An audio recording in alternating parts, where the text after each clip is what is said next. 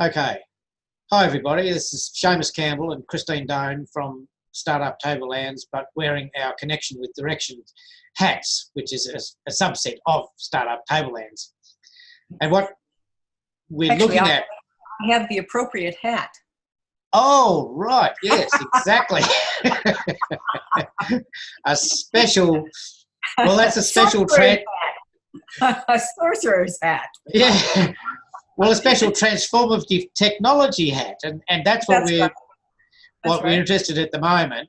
And I thought, rather than giving you a dry, boring definition, perhaps you, Christine, could just talk about what transformative technology can do, and a few questions that people might be thinking about.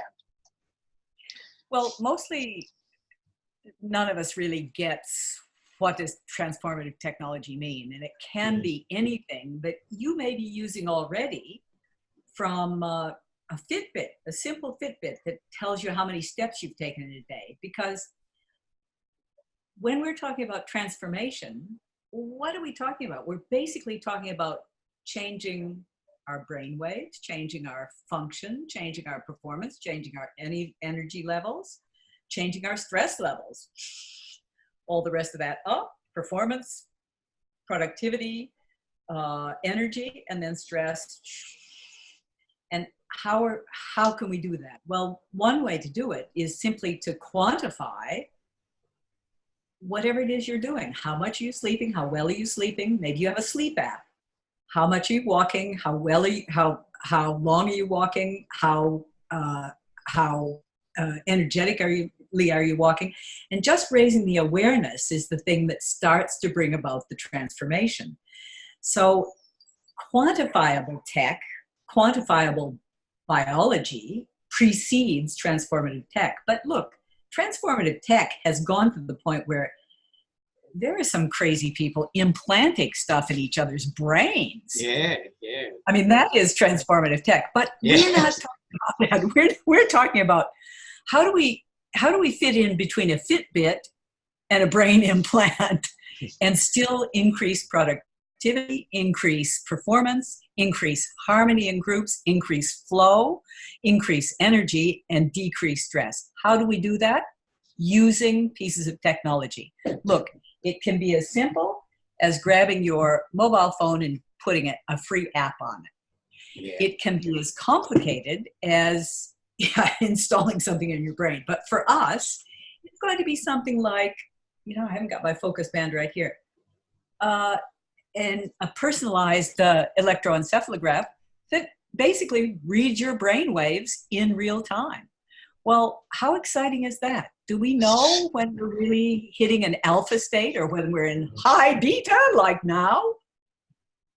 And when we're able to let our alpha brainwaves take over? Because that's where the creativity is. That's where the flow is. That's where you can communicate better and more deeply and more trustingly. It's not in this high beta interview state. It's in a deeper state.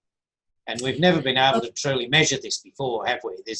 That's one of the things that transformative tech has been able to do. Yeah, in a laboratory, yes. Yeah, Back in the 60s, they were sending astronauts up with heart rate variability monitors. These days, you can buy a heart rate variability monitor for $0 if you get the app, which are not very good, we found out. No. Or $100 or maybe a couple $100. And it goes up from there. But the fact is that transformative technology has had a breakthrough in the last 10 years and less, that allows us all to be able to afford some form of transformative tech. And our question at Connection with Direction is, can we incorporate this into what we've already been doing in a way that makes it quicker, easier, and more comfortable to increase the things we want to increase, all those productivity, performance, energy, and decrease the stress? Can we do that? Well, that's our exploration of the moment at Connection with Direction, at our business mastermind with a difference. And now a second difference, transformative tech. Yeah. And this is really extremely applicable to an awful lot of alternative healers and healing professionals, isn't it? That we're hoping that there's potential for a lot of these people to be doing or working with this sort of technology. And it'd be interesting to see how many people are already using technology to measure these things. I think you're right. I think that often, we have a lot of alternative healers on the tableland, and a lot of people yes. practice here because they have high sensitivity. They can't live in big cities. They like to be in nature. They like to be connected to a place like this and to a community like this. And some of those will be already tuning in to this transformative technology. Some of them will be just using their intuition, their intuition. Yeah. But isn't it interesting that your intuition can fail you, and we might be able to use transformative technology to correct and hone our intuition and our creativity and all kinds of things so that they become easier and more accurate. And I think that's something that probably every healer on the tableland would, well, not everyone, because, everybody has a different way of connecting to what they need to get done, what their lessons in life are. But some of us sort of, I at 70 feel like, hey, I have to take advantage of, because I've done this my whole life, this self-development stuff and awareness and whatnot, meditation, all those things. I'm really bad at most of them.